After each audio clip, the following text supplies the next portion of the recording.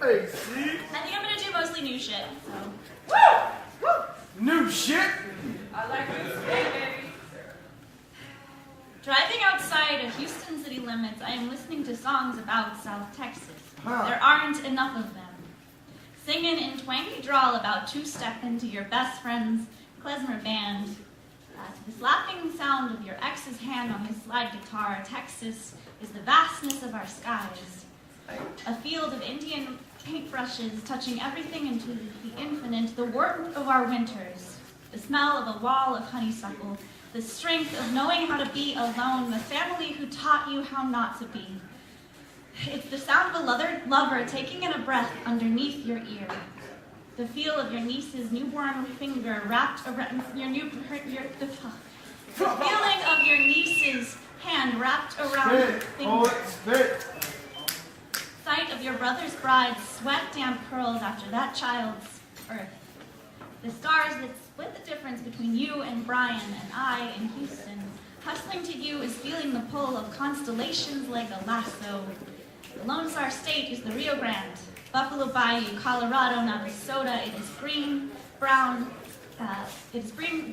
caked in cool mud. Ropes swinging into it off the dock in the hill country. Waking up to a sunrise in Big Bend.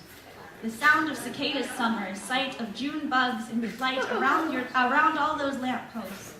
And there are too many miles of cement, too many inmates up in Huntsville, too many of whom are only carried out in a body bag.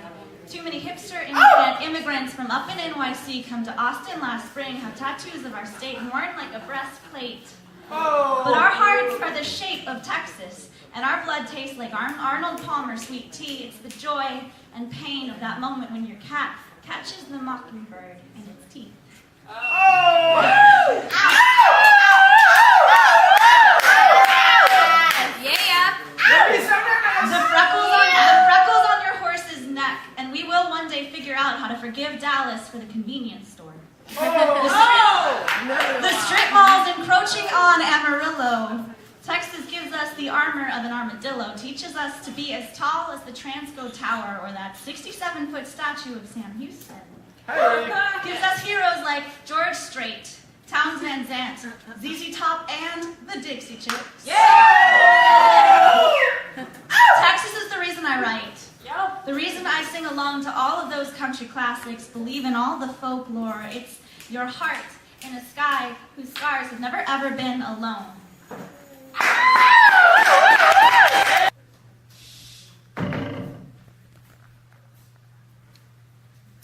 Thanks, Jasmine. You're welcome. I read this first poem on Wednesday, but Jasmine and Rebecca and Tiffany, they weren't here to hear it, and I really want them to. Thank you.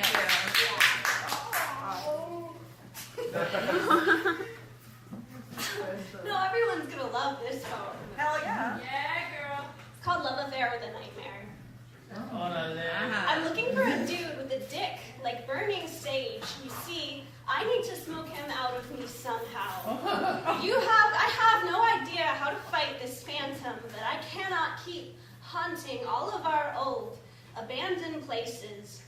In search of a spirit who's that, fuck. Yes. I'm good at memorizing them, I'm not good at reading them. In search of a spirit that isn't mine to seek. There are no parameters when it comes to a heartache that feels this paranormal. So I'm searching for a man who can double as my medium, psychically guide me through my graveyard heart. Because his memory lingers still on my skin like the Dr. Braun soap smell and the aftertaste of an excellent cup of coffee. I can't let go of the memory of getting weird with him. The way he would look at me like a monster at the end of a chase. So sell me that snake oil-laced liquor. If it promises to erase this angry shade, I'll trade moonstones, dragon's blood, wolf's bane, whatever else there is to exchange for an end to this horror story. I guess I'm gonna go ahead and go out looking for an exorcist to fuck him out of me. Find any way I can of letting go of a ghost.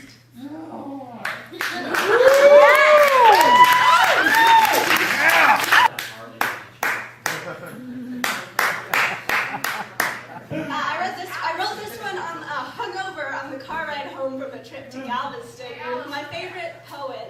motherfuckers. Oh. Yeah. It's called the Bride of Bacchus. I mix honey into our wine and we call it heaven. Dionysus and I drink each other in and we are never sated. He tells me I make him feel fizzy. He makes me dizzy and love isn't supposed to be sober. The only problem is that alcohol doesn't offer any apologies and intoxicating is just a prettier way of saying poisoned. So when our stomachs turn, he tells me that what he needs must be something stronger, so I go out looking for an antidote. And at the end of it all, he stirs battery acid into our coffee and calls it a fond farewell. I drink down every drop. Compile everything you love my at first bag. sight about that person into this is your Tinder. Arrange it as a teepee of twigs. That's awesome. Crumble up love poems you read Yeah, I got thinking home. only of them. Douse those in whiskey and house them at the center of your pyre. Build it up until the pile is roughly the size of a human chest and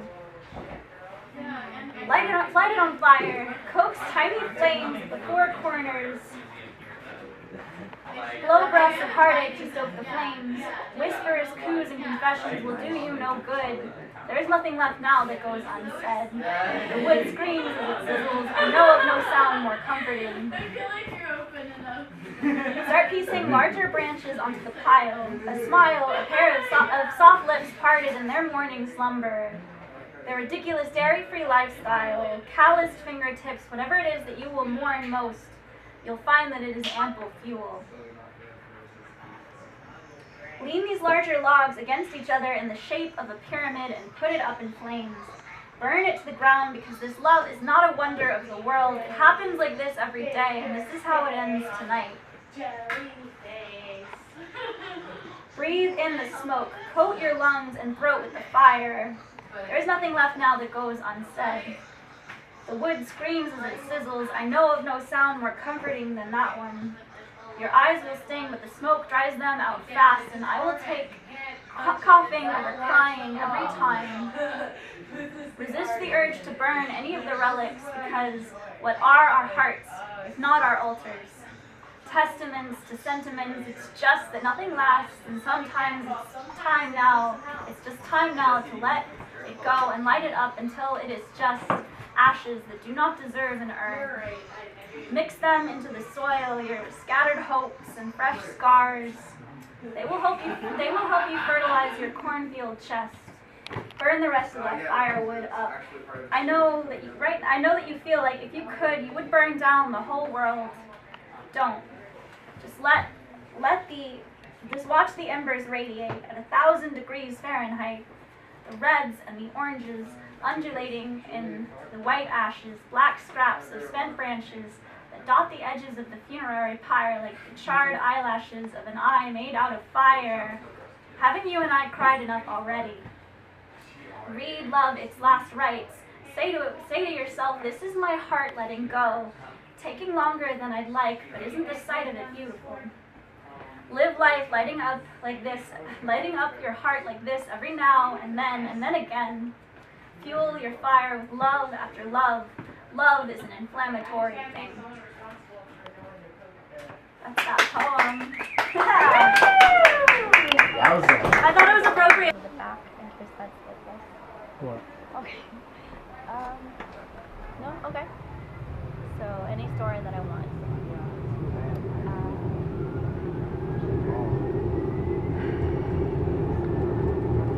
Well, I guess I'm just going to tell you why I'm even agreeing to this at all. Which is that I've only recently been getting over like having to listen to my voice over a microphone or just like recorded back to me, and I figure I need to like do the same desensitization thing with film and with like seeing my face on camera. So I'm agreeing to all of that. The story that I was thinking about was, I guess when I was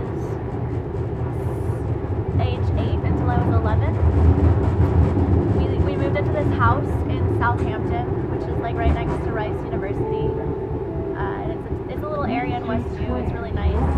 My parents have made a very big point in their life to be upwardly mobile, and they sort of they picked Houston because it suited their professional interests and because they did all the research, and they realized that it was a city in which they could give their children a great education and raise them in relative obscurity but simultaneously comfort.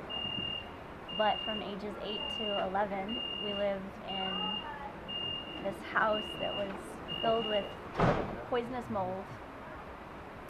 So it was in the stucco, Stachybotrys, in houses made of artificial stucco like ours. It like lays dormant in the mold, in the walls. And then this tropical storm Allison, Flood Allison, happened. Luckily, Whitney and I were both at summer camp, so we weren't there for the actual flood. But it like 18 inches of water was in our first floor, let alone the basement area, just completely underwater. It ruined all of my dad's records, his album collection. A lot of my mom's photo albums were ruined, so our whole our pictorial and the paper trail of our past are like there's before Flood Allison in 2011 and after it.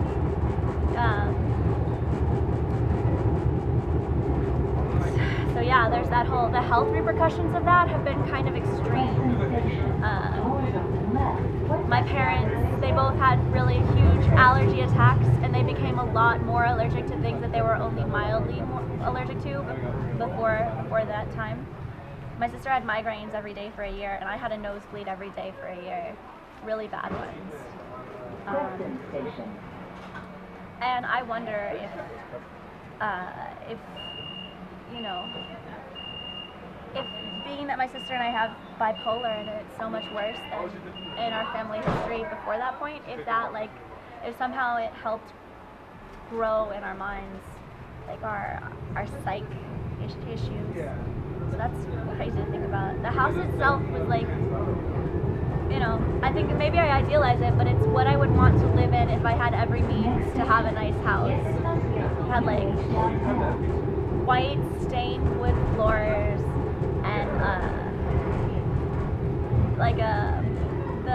there were 3 stories because the 3rd floor was just a carpeted like area where we played Barbies, and it was, I guess when we were older, Whitney probably would have moved up there and like had her little den of, you know, being totally independent, but instead she just moved away really early. I guess that house was kind of perfect. I can't even remember its address. 20 to 11. 20. Memory problems are a symptom of that mold's illness. Disease stuff. Downtown station. Doors open left. Puerta se abre a la izquierda. I don't know. It was like, I guess people say that like fires and floods, you move on and you rebuild, but I think that when they happen and you're like 10 years old and you've just been uprooted from your first home anyway, it's just kind of like, it taught me that I should always be prepared to be in transient, you know, ready to move on at any time. Even now, like I love where I'm living now, but I have every cardboard box I'll ever need stuffed in a closet in the hallway closet, because, you know, just in case I need to move again. And I have left 2 boxes unpacked. They're just kind of sitting there. It's like I'm afraid. And every like devastating piece of inclement weather that Houston's ever had, and you know, Houston doesn't have much, but it's always been when I was away. Like Flood Allison, I was at summer camp. Hurricane Rita, I stayed, and I had a ride out of town. Hurricane Rita was like, it was something everyone was worried about happening because it happened right after Katrina, but nothing happened with it. Nothing. It was just a false alarm. But I stayed and fought through with my family because they weren't going to leave, so I was like, if they're not leaving, I can't leave. I can't leave my family. guess Hurricane Ike came and it knocked a tree branch through my ceiling. So I came back from my first year of college, and my parents are getting divorced, and my old room, everything in it is gone once again, and my mother has repainted it pale Pepto-Bismol pink. And it was a nightmare. It's ugly. None of the furniture stayed. I wonder if that's why I cling to like all these collections that I've kept up as long as I have. Like globes, snow globes, maps, little like spinny globes. I have a bunch of those, and like kind of just any kind of random thing I can not just have but itemize and keep a catalog of. I have a poem in my fucking little folder of poems. It just like it catalogs everything I have in my room and why it's important to me. Because I'm so worried that I think that one of the struggles we have as adults is to try to figure out how to occupy space and feel it all comfortable. And I don't know how to do that with physical space, like owning my own room, stuff like that. I've never figured it out. And I'm wondering if I hold it against Blood Allison, if that's like, you know, she did a number on us. I don't have much more